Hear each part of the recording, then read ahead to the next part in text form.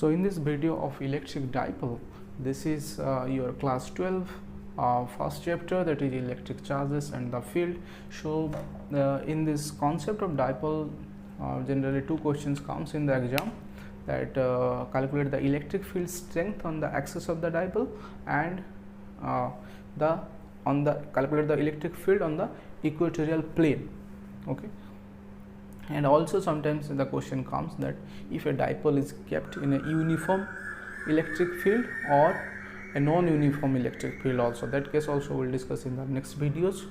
So today we will discuss for the axial case. So let's say a dipole, first what is a dipole? Dipole is a pair of equal charge, opposite charge separated by a very small distance. This is called dipole. So let's say two opposite charges, one is plus q, another is minus q. They are separated by a small distance, let's say 2a. Okay, and these charges are separated by a distance 2a, and this is called the center of the dipole. Midpoint of this dipole is called center of the dipole. So let's say the direction of the dipole is p cap, which is from negative to positive charges, and it is by convention, it's not practical, this is by convention we have taken the direction from minus q to plus q, and this is called your axis of the dipole, which passes through the both the dipoles. Let's say at a point P we are interested to calculate the electric field strength due to this both the charges of this dipole. Okay, and you know how these dipoles are created. For example, if inside an atom, if electrons are accumulated at one place and the nucleus is accumulated at one place due to some external electric field or some external object which is attracting these electrons, so all the electrons will be coming and accumulated at one place, and the nucleus will be shifted slightly in other place. So there will be a small distance between this electron cloud and this nucleus. This is an example of a polar molecule or the atom having some dipole moment. So this type of dipole can be formed. Here you can see the electrons net, the charge of all the electrons is equal to the net charge of the positive charge. So you can consider this type of atom as a dipole molecule. So here as you can see, these charges are there, and you are interested to calculate the field at the point P, and we know that if a minus charge is there, then the electric lines are inward in nature, we do it, the electric lines, and if for a positive charge the electric lines are outward in nature, right? So if we want to get the electric field at P, so the electric field at P due to minus q charge, it will be directed towards this minus q charge, so it will be E minus q. E minus q look like this towards electron, the direction is towards minus q, and E plus q is out away from this plus q charge, so it is E plus q charge, right? Now as you can see from the diagram, the midpoint is this is the midpoint of the dipole, and the total distance is 2a, so half will be a, this is also a. Now r is the distance from this midpoint to point P. Okay, r is the distance from this midpoint to the point P. Now we can write what is the electric field due to plus q charge. So electric field due to the plus q charge, that is 1 by 4 pi epsilon naught. You can write k also, and this is q by r is the distance between that charge and that point. So this is the point and this is charge, total is r, here to here a. So what will be this distance? R minus a will be the distance, right? So distance is r minus a whole square. And what is the direction? Direction is this direction, plus E plus q. Okay, the direction of electric field due to plus q is this direction. So this is along your dipole direction, so I can write this is p cap. right?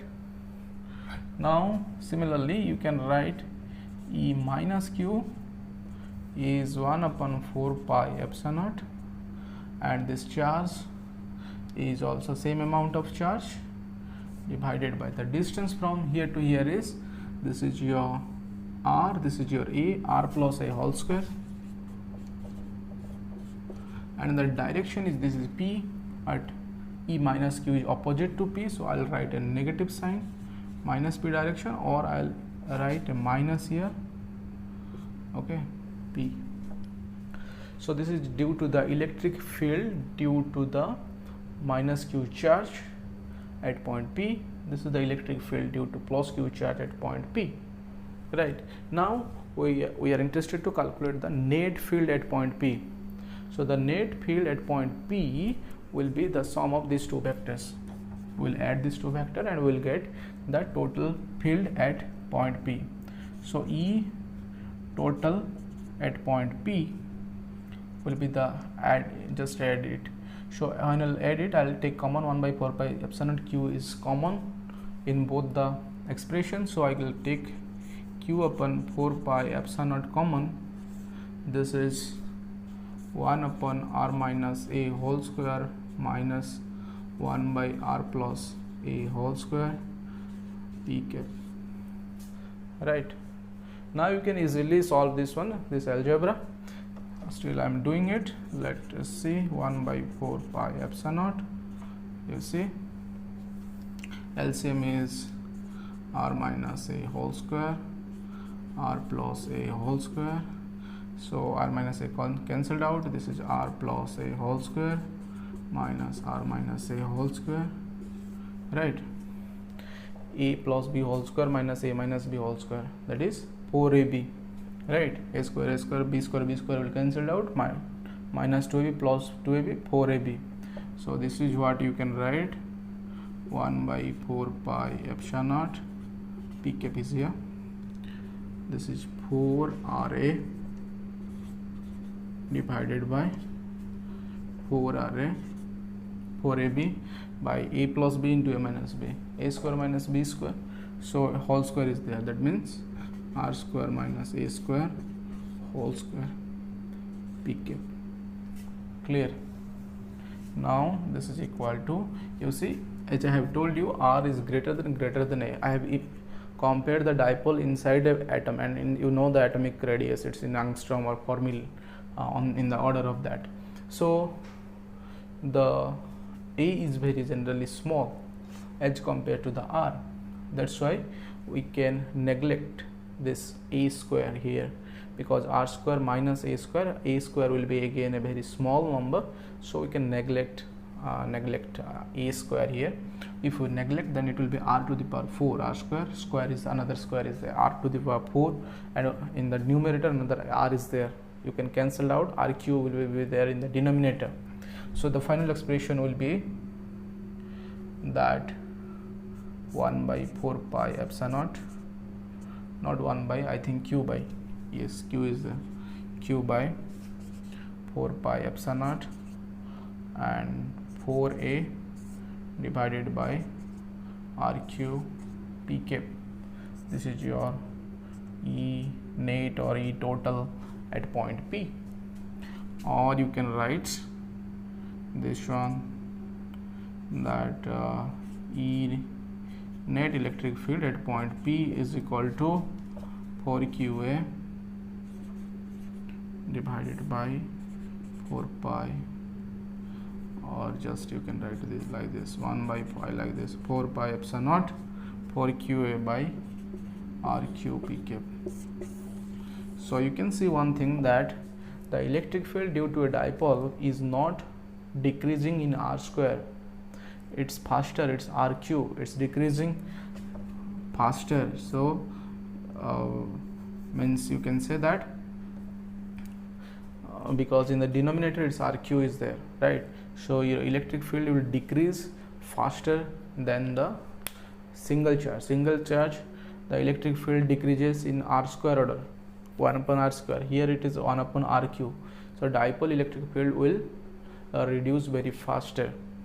Okay, so this is the expression for electric field at a point on the axis of the dipole, on the axis of the dipole, at a point on the axis of the dipole. In the next video we will discuss on an equatorial plane. If a point is P is on the equatorial plane of the dipole, then what will be the electric field at a point P.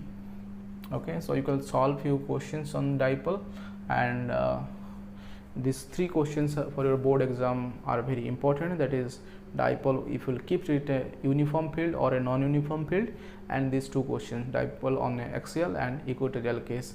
Every year the questions comes in the board exam, so you prepare all this part, and we'll see in the next class, next video. Thank you.